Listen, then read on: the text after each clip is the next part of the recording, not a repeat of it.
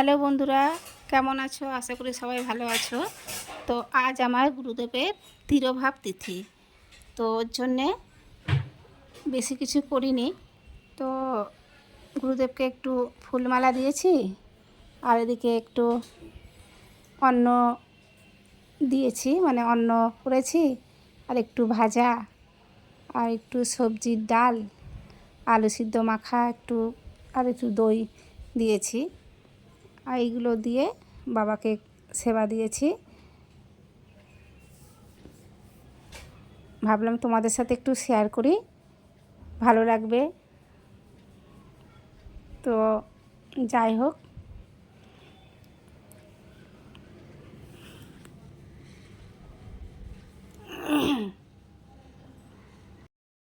তো তোমাদের কাছে একটু শেয়ার করলাম। যদি ভিডিওটা ভালো লেগে থাকে প্লিজ লাইক, কমেন্ট, শেয়ার করো। আর গুরুদেবের আশীর্বাদে তোমরা ভালো থেকো।